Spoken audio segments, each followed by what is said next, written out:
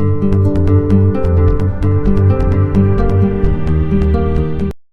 ladies and gentlemen, we're very pleased to have with us Ambassador Hamidon Ali, the Permanent Representative of Malaysia to the UN and the 66th President of the UN Economic and Social Council, and Nikhil Seth, the Director of the Office for ECOSOC Support and Coordination.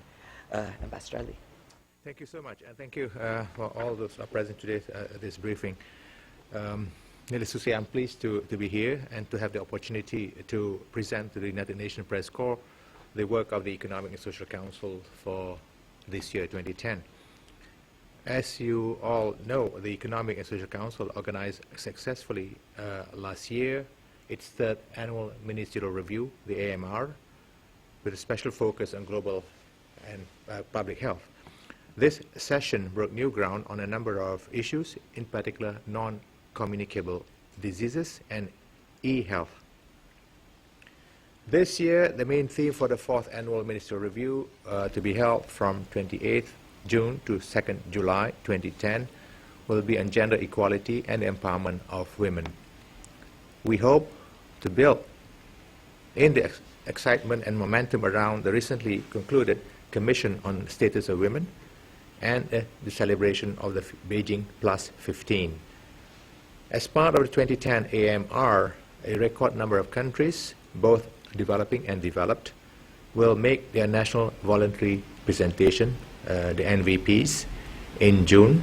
And these are Australia, Brazil, France, Guatemala, Moldova, Mongolia, Namibia, the Netherlands, Norway, Portugal, the Republic of Congo, and the Republic of Korea, and the United States.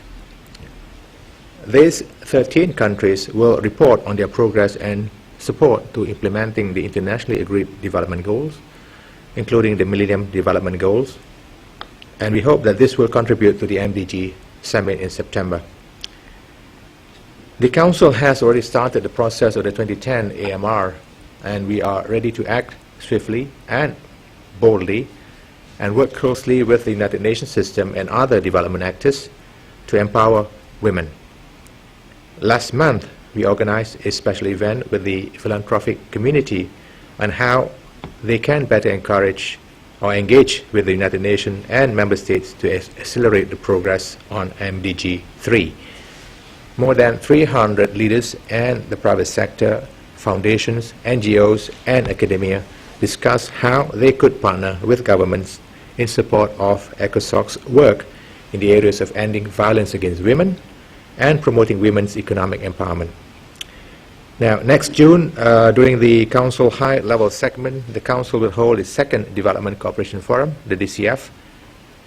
The DCF will look at development assistance, seeking improvement in aid quantity and effectiveness from donor countries in these difficult economic times.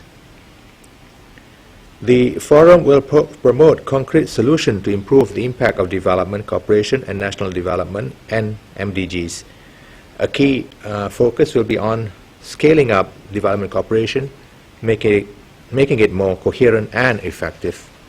The DCF also aims to bring key messages and actions on the role of development cooperation in realizing the MDGs. The forum is expected to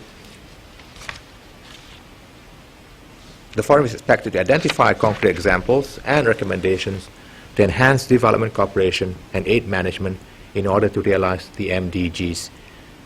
The work done by the Council at its AMR over the past 3 years in evaluating the progress made on the MDGs and its Development Cooperation Forum on the effectiveness of aid will contribute to the upcoming high-level summit in September.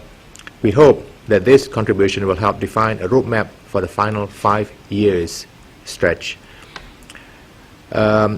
Another important contribution to the MDG Summit will be the Council's annual spring meeting with the Bretton Woods Institutions, the World Trade Organizations, and the United Nations Conference on Trade and Development. This two-day meeting, which begins tomorrow, 18 March, will focus on the commitments of the Montreal Consensus and the Doha Declaration on Financing for Development in the context of achieving the internationally agreed development goals, including the MDGs.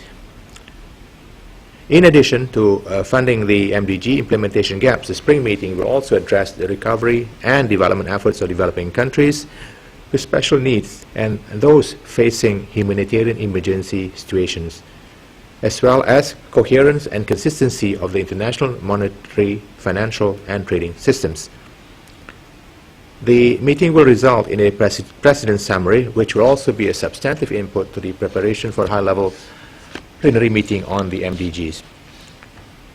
The Council is also an important forum where Member States and humanitarian organizations discuss the challenges, opportunities, and activities related to the strengthening of the coordination of emergency humanitarian assistance of the United Nations. And in this context, the ECOSOC will organize next month a special event on Haiti. I believe this is the second week of April, to provide guidance and to maintain the momentum for international assistance to Haiti. Furthermore, ECOSOC throughout the year will reinforce its interaction and institutional links with the Peace Building Commission, the PBC, and the Security Council.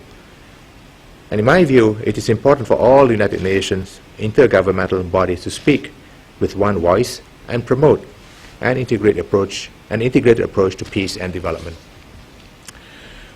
I would like to conclude by emphasizing that political commitment is essential to the achievements of the MDGs. The Council is working towards ensuring that these goals get the maximum political visibility and that all partners are held accountable for their commitment. This is why the Council is seeking to engage a broad range of development actors and stakeholders from civil society, the private sector, and academia in its meetings so that its commitment can be translated into action and concrete results. I thank you all for this chance to discuss ECOSOC's plan for the year ahead and look forward to more encounters in the future. Thank you.